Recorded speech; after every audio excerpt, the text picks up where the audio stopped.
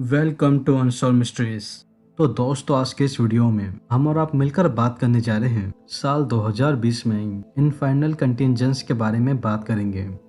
ये एक French horror एनाथोलॉजी movie है जिसे वर्ल्ड के इंटरनेशनल 3 से 4 डायरेक्टर्स ने मिलकर डेवलप किया है, क्योंकि हमको इस मूवी के अंदर 4 different deadly virus segment stories दिखाई गई हैं, जिनके अंदर हम सभी को death like rotten, irreversible, veritable and death coming at your way जैसी टेल्स ऑफ स्टोरीज दिखाई गई हैं। और इनमें से मैंने आप सभी के लिए सिर्फ 3 ही डेडली स्टोरीज पिक करी हैं। Now we all know very well since my last 2 videos on anthology topics, जैसा कि आप सभी अच्छे से जानते ही हैं कि ये एक एनाथोलॉजी मूवी है, तो जो भी स्टोरीज मैं आपको बताऊंगा मैं सिर्फ उन स्टोरीज को एक्सप्लेन ही करूंगा रेदर देन उनकी एक्सप्लेनेशन देने की बजाय, क्योंकि एनाथोलॉजीज ऐसे ही काम करती हैं। तो अब बिना और टाइम वेस्ट किए चलते हैं सीधा वीडियो के तरफ।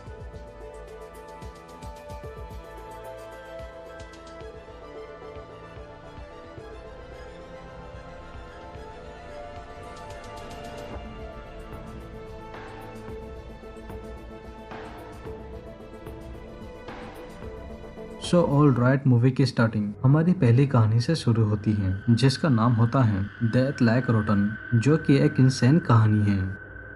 तो स्टोरी की शुरुआत में हम सभी 2 हाई स्कूल की टीनेज केटी और जेनिफर नाम की लड़कियों को देख पाते हैं, जो कि ये दोनों ही लास्ट नाइट अपने क्लासमेट शॉन के घर पे हुई ग्रेजुएशन पार्टी से थक थका कर फाइनली पार्टी खत्म होने के कुछ देर बाद एक सुनसान रास्ते के जरिए, जो कि बेसिकली इनके घर जाने का एक काइंड ऑफ शॉर्टकट रास्ता था, ताकि ये इस रास्ते के जरिए जल्दी अपने घर पहुंच सके। केटी और जेनिफर इस सुनसान रास्ते के जरिए बस अपने घर ही जा रहे होते हैं, तो तभी ही थोड़ी दूर ड्राइव करते ही केटी को अपने सामने एक अजीब सा काले रंग का सूटकेस ठीक इसी ही सड़क के एकदम बीचों बीच पड़ा हुआ दिखाई देने को मिलता है। तो जिसे देख जेनिफर ऐसा सोचते हुए कि उस सूटकेस के अंदर कुछ पैसे वगैरह पड़े होंगे, तो उसी की लालच में वो बिना कुछ सोचे समझे कार से निकलकर सीधे उस सूटकेस को उठाकर न जाने उसमें क्या होगा फिर से अपनी कार के अंदर लेकर आ जाती हैं। तो जहाँ पर ये दोनों लड़कियां एक साथ मिलकर जैसे तैसे इस सूटकेस को एक कटर की मदद से अपने सामने खोलती हैं, तो तभी ही इसके अंदर से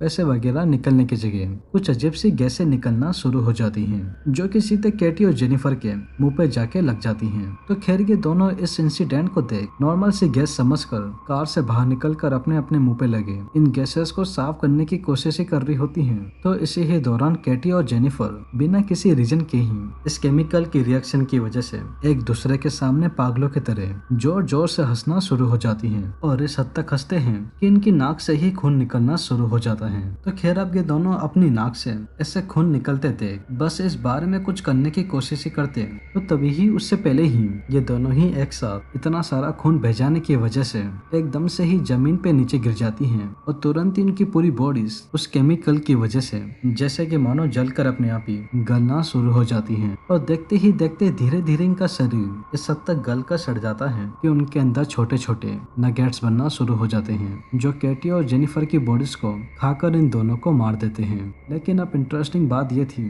कि ये दोनों ही लड़कियां इस केमिकल की वजह से दर्दनाक तौर पर मरते वक्त भी पागलों की तरह हंस रही होती हैं। और बस हमारी ये स्टोरी कुछ चंद पैसों के चक्कर में एक बहुत ही अनएक्सपेक्टेड वे में फाइनली केटी और जेनिफर के मरते ही ठीक इधर ही एंड हो जाती है। खैर एनीवेज अब हम चलते हैं हमारी नेक्स्ट स्टोरी की तरफ, जिसका नाम होता है डेथ कमिंग एट योर वे, जो कि एक विकेट कहानी है।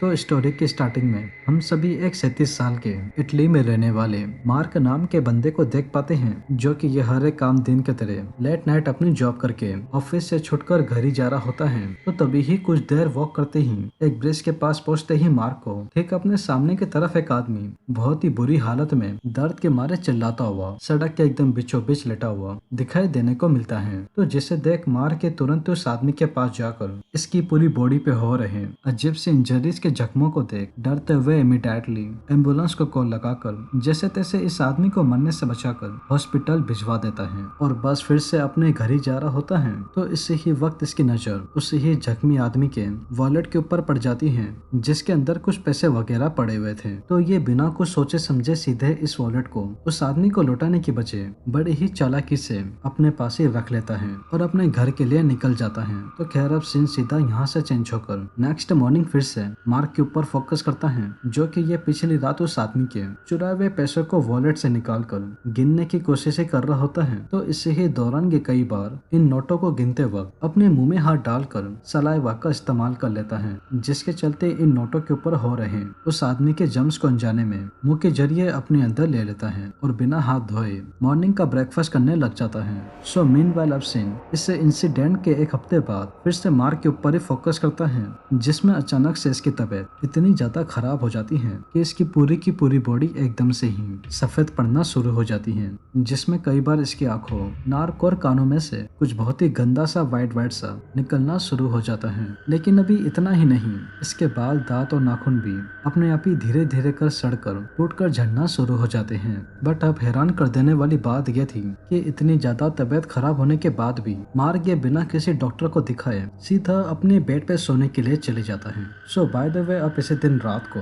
मार्क ये बस उठकर फ्रेश होने के लिए बस अपने वॉशरूम में ही आता है। तो फ्रेश होते दौरान इसके लोअर पार्ट से वेस्टेज निकलने की जगह बहुत सारा खून और नगेट्स निकलने लगते हैं और अब इसी ही दौरान इसकी नजर ठीक सामने लगे कांच के जरिए हाथ पैर और इसके चेहरे पे पड़ जाती है, जो कि अब बिल्कुल ही सड़कर गल चुके होते हैं और इसकी आंखें भी इतनी ज्यादा गल जाती हैं कि उनके अंदर बहुत ही छोटे छोटे से वार्म्स बनना शुरू हो जाते हैं। तो अब इतनी बिगड़ती हुई कंडीशन को देख मार्क वो इस बारे में कुछ करने की कोशिश करता, तो तभी ही उससे पहले इसका पेट एकदम से ही फूल कर फट जाता है और अनफॉर्चुनेटली बाथरूम में ही बहुत ही डिस्टर्बिंग वे में मर जाता है। और बस हमारी ये स्टोरी मार्क के यहाँ मरते ही ठीक इधर ही एंड हो जाती है।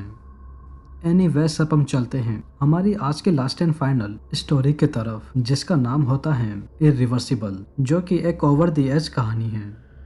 तो स्टोरी की स्टार्टिंग में हम सभी एक 28 साल की डैनी नाम की लड़की को देख पाते हैं, जो कि प्रोफेशन से प्रोस्टिट्यूट होती है और इसने लास्ट नाइट अनजाने में गलती से एक नाइट क्लब में किसी आदमी के साथ हाई होकर इंटीमेट हुई होती है। तो अब दिक्कत कहाँ पर आती है? तो वेल दिक्कत इधर आती है। उस आदमी से हुकअप कराने के ठीक एक हफ्ते बाद डैनी की बॉडी अचानक से अंदर से इतनी ज्यादा खराब हो जाती है कि इसके हिप्स, थाई, चेस्ट और पीठ पर और स्पेशली इसके लोअर पार्ट में बहुत ही गंदे गंदे से पिंपल्स एकदम से ही होना शुरू हो गए थे, जिनको फोड़ते ही उनके अंदर से लार्वा निकलने लगते थे। और खास बात यह थी कि डैनी को पता ही नहीं था कि इसको ये बीमारी कहाँ से और किधर से लगी थी। तो अब कई सारे डॉक्टर्स को दिखाने के बाद और उनके बताए हुए इलाज के बाद भी डैनी को अपनी बॉडी में कोई भी सुधार महसूस नहीं हो रहे थे और उल्टा दिन प्रतिदिन इसकी बॉडी और ज्यादा खराब होती जा रही थी। तो अब इस मूवी के एंडिंग में डैनी ये अपनी बिगड़ती हुई हालत को देख फाइनली खुद से ही अपना इलाज करने के बारे में सोचती हैं, क्योंकि अब इसके अलावा इसके पास